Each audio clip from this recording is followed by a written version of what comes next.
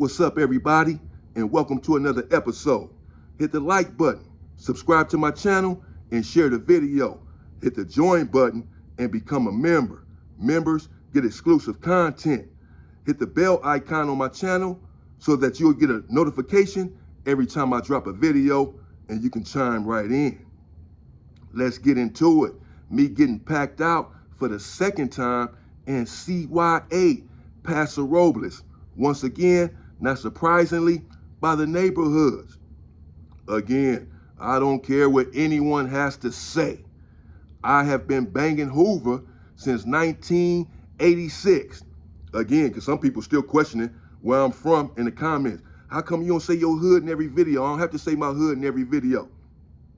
For those who may still be confused as to where I'm from, I'm Little Chinaman from 11 Deuce Hoover.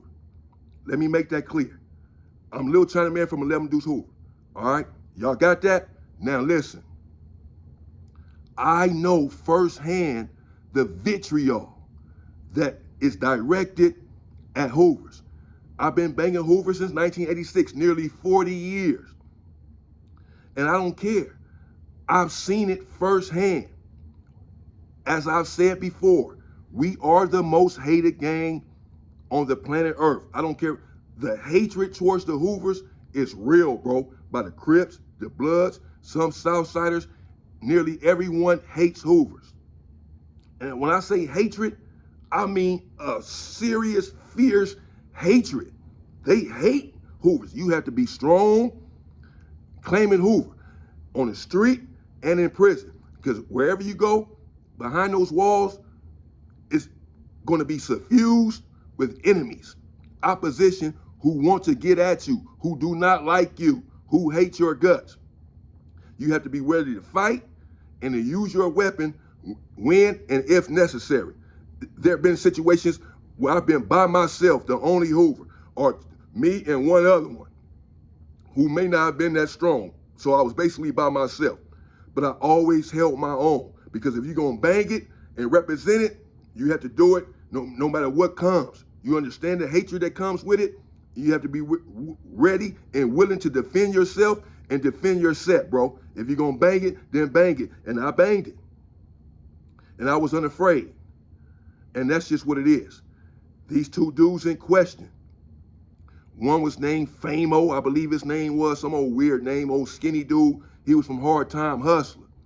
And Paso, again, I got there in 1990. I was 16 years old. Everyone there in Paso is 16 or 17 years old. Once you hit 18, you're supposed to go to a more adult facility like YTS, etc. There are some 18-year-olds there still in Paso at this time, a couple of them who had juice, and they just hadn't transferred them out yet. But for the most part, once you hit 18, you're out of there. So Paso is overrun with 16 and 17-year-olds, and they're easily impressionable. And we were all young, so we're all trying to make a name for ourselves. We're all banging our hoods strongly. We're young gang bangers, 16 and 17 years old, trying to put our hoods and ourselves on the map. And these two dudes, one dude was from A7 Gangster. He looked like an ant. I used to call him Ant to myself. He had these little braids, little funny face. It was a dude named Ant there from Pueblos, my boy. The name fit him as well. He looked like an ant. This dude from A7 Gangster looked like some little ant, but he had a little size on him. One of them funny, weird built dudes, like cock strong, cut up, just like naturally though. Wasn't really working out like that, but you can tell the dude was strong. He had size and he was cut up. Famo from Hard Time Hustler, again, tall dude, real skinny. He used to shoot dice all the time. I was okay with Famo. Keep in mind that I transferred, as I said before, from Avenal, the unit Avenal there in Paso, to Napomo. And the way that I did it, the neighborhoods and other people there, I guess, thought that I was scared to come on the unit. Because as I said, I wasn't trying to leave Avenal, so I told the police, I don't want to go over there to Napomo. So this is sort of still going around. Now, even though Stymie and T-Rock by this time had already packed me out, these dudes are still thinking maybe that I'm weak because I didn't want to come over there. And so me and the dude from from A7 Gangster, we never had words. He just used to sort of mean mug me, and I mean mug him right back. But we never said anything to each other. We just didn't like each other. And Famo, he was all right with me. You know, he was okay. He was from Hustler, but he was cool. We used to shoot dice, as I said, he used to play basketball. We was straight. Famo was cool with pretty much everyone on the unit. And the dude from A7 Gangster, he just had it out for me. And he didn't like me, and I can tell. And just based on that, for that reason, I didn't like him. And I didn't make any bones about that. But again, we just kept it respectful. It just used to pass each other by and not say anything to each other. But growing up, these two dudes were told by their parents even that it's not good to hate anyone. Hatred is not good, son. But if you have to hate someone, make sure it's a damn Hoover that you hate. Make sure you hate them damn Hoovers, son. So they came into YA with this hatred and vitriol directed at Hoovers. I hit the unit having come from Avenal under certain circumstances that they found questionable. And so now they have a lack of respect for me. I'm not really worried about it. I'm saying to myself, they can think I'm scared. I was scared to come over here if they won't. I know that's not the case. I was just trying to stay over there with the homies. They come at me, I'm gonna break one of their faces. That's it, they'll find out then. They're gonna find out the hard way. I'm really one of them boys. I ain't scared of a damn thing. I've never been afraid. And so, there in Paso, we have a rec yard on our unit. The basketball, it's our yard. It's a yard, but in YA, it's a little different. The yard is right in the back of your unit. It's connected to your unit. So they have a basketball court out there. They have weights, benches, etc. Again, remember I told you when I got packed out, and I went over there to holler at them dudes. When I came back from the hole, T-Rock and Stymie, it was right there on this rec yard, and they was over there sitting on the bench. Similar situation. We right there on the rec yard. This is a couple of months after T-Rock and Stymie packed me out. Famo's over there shooting dice. I'm over there working out on the weight pile. I'm minding my own business. I promise you I am. And all of a sudden, the dude from A7 Gangster on ad, he like, man, what's up? What you looking at? Right, he was walking inside of the building, out there in the yard, and I'm over there working out, and I came up from the bench, and I'm sitting up just like this after I finished hitting the iron on the bench, and I'm sitting up, and I just happened to look over there. I'm just looking around the whole yard, just naturally, and I just happened to look his way, and he say, man, what you looking at? Now, again, I've been on the Napomo by this time for 7 to 8 months. This man has never said a word to me, ever. I've never said a word to him. So I'm like, man, what the fuck you talking? I said, what the fuck you looking at? Because I already didn't like him, and he didn't like me. But I ain't said nothing to the dude. I'm still being respectful. Now he wants to pick something with me. He saw that the neighborhoods packed, the other two dudes packed me out. Maybe he feel like it's his chance, it's his turn. Even though that didn't end well for them. He saw that. Some people tend to learn hard. They have a proclivity for finding themselves in situations that they end up regretting. This was no different. He tells me, what you looking at? I said, what the fuck you looking at? Right? It went from that to straight up, man, what you want to do? Right now, I see Famo over there shooting dice. When dude, Famo and old Ant Boy from A7 Gangsters, they real close, they tight here in the unit. And so they hang around with each other every day, all day. So when a dude from A7 say, man, what you looking at? I see Famo stop shooting dice and look up at me and look up at him, right? But he ain't doing nothing yet. So when I said, what the fuck you looking at? Famo totally stopped shooting dice and just stopped the whole game at this point. So I said, okay, I already see what's about to happen. So I'm about to get off on this dude from A7 Gangster. That's already made up in my mind. So here come Famo.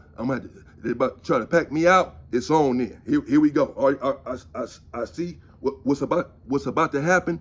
It's there in the making. So when dudes say, what you want to do, I'm done talking at this point. You know what I'm saying? Because you didn't already address me, and I ain't looking at you. I ain't said nothing to you. Talking about what the fuck I'm looking at. And now you talking about what I want to do? I want to get it cracking is what I want to do. I'm finna bust your ass. So I get up, and when I get up, Famo get up too, right? He stand up. I start walking towards the dude from 87 Gangster. I'm finna fire his shit up. It's all good. We done with the talking. Let's get it in. Let's get this shit over with, bro. You know what I'm saying? We've been having tension with each other in this here unit since I've been here, and you got me fucked up. I'm really one of them guys. You about to find out, though. So I'm walking towards him. Famo is walking behind me, right? I turn around, I feel it. I feel the tension. I feel this dude. You know what I'm saying? I already saw him stop shooting dice. Cold turkey. So now he walking behind me. I'm like, okay, I'm just gonna let him get closer. You know what I'm saying? I'm gonna let Famo get closer. So I start walking a little bit slower towards the dude from 87 Gangster to let Famo catch up. And when he got close enough behind me in swinging distance, I turned around and I saw him, and I turned around and fired Famo shit up. Since you following me and you about to help this dude, let me bust you in your fucking mouth first. So I turned around and hit him, bam, right in his mouth. He fell down to one knee, bro, and grabbed his mouth. Fell down to one, he dazed, he done. He fell down to one knee and grabbed his mouth, right? Now I run towards the dude from 87 Gangster, and we start squabbling, right? I take off on him, we start squabbling. He fighting back, he holding his own, but he doesn't have a chance because I'm angry. And at this time, I had a real anger problem. I used to have outbursts, sometimes out of nowhere for something very trivial or minute. I was going through some things internally. I didn't want to be there. I didn't want to be incarcerated. I was 16 years old and I was still acting out. I had already been shot, had already been gang banging tough. I felt like I was a grown man. And I was still big and strong as if I was a grown man. And so at this time, hey, I really had no patience for anything. And since this dude I felt like had picked a fight with me, I wanted to go overboard. I always go on the offensive anyway, and I wanted to really send a message. I'm sick of you dudes on this unit. I don't know who y'all think I am. I'm about to put a stop to this though. I'm about to start breaking y'all faces around here, one after another. It's not about to stop until y'all understand who the fuck I am. Famo finally gets up after being dazed because the police, they just let me and this dude go at it for a while. That gives Famo time to recover. He gets up, he runs over there. To his credit, he helps his boy out. He starts swinging on me as well. Okay, I'm fighting both of them. Bam, bam, it's really nothing. All right, I'm used to this shit. I was getting jumped in my neighborhood growing up in Watts, in the Hoovers, all the time because I'm a big dude. So no one wants to give me a fair fight. I'm used to it.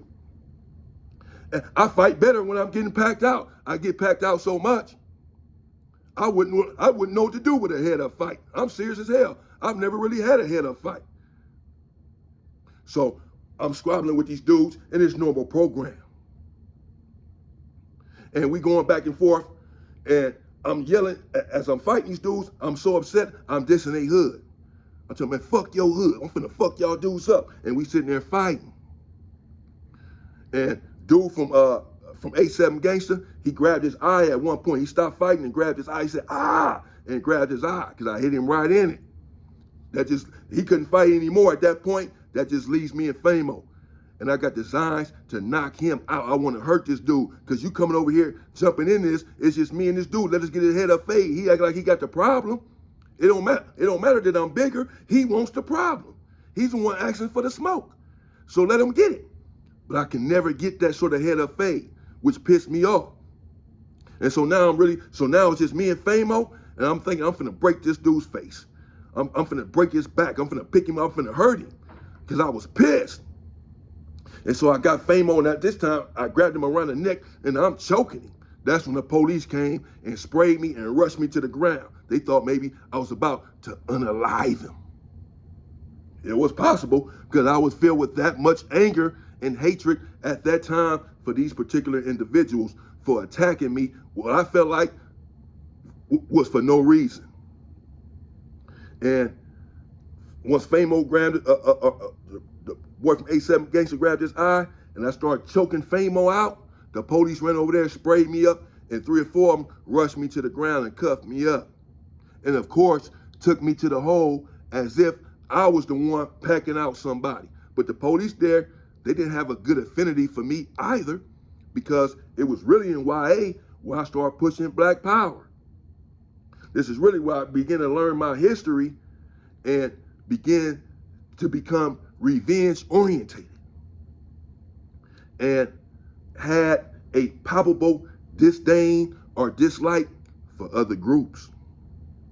At that time, I was just learning about the history of my people in this country, and I was unhappy about it. And I let the police know that I thought that they were devious, covetous, diabolical, maniacal, untrustworthy, and venal. I made no bones about that with the police. So they had it out for me as well from the beginning. And again, I didn't want to come to that unit from the beginning. They knew that, so they had it in for me. So when I started choking the dude out, they came over there and rushed me and took me to the hole. Even though you can make the argument that I was the victim because I got attacked. That doesn't matter. They took me to the hole, and when they brought me out the hole, I'm thinking to myself, the same thing that I was thinking last time when the other two dudes had packed me out. Well, you know what? I'm about to go back at these dudes as soon as I get out of the hole, just like I did last time. These motherfuckers gonna find out that I'm not the one. I'm finna go back and hurt one of these dudes is what I was thinking. And so, once again, just like before, when I was getting out the hole after being packed out, I asked the police when they came to get me, where am I going? And they said, like they said before, you're going back on the Pomo, because they wanted me to come back on the Pomo to continue to get attacked. It's what they was thinking. I had other designs. I had other ideas. So he said, you're going back to the Pomo. I said, cool, perfect. I know what y'all up to sending me back over there, but I want to go back because I got something for these dudes. And I went back to Napomo. And Famo and Ant Guy from 87 Gangster, they were still there, as expected. And well, it didn't end there with the first pack out. I wasn't going for it, and I had had enough. So I initiated a response. I went on the offensive, which is what I have a propensity to do. Well, I'm gonna have to bring you what happened when I got back to Napomo in part 2. Let's just say, this time there was bloodshed involved, and yet someone else got involved when I got back to Napomo. That's okay. I tend to handle my own. Part 2 of the big fella being packed out yet again by the neighborhoods in CYA Paso Robles. It's coming up. Stay free, people.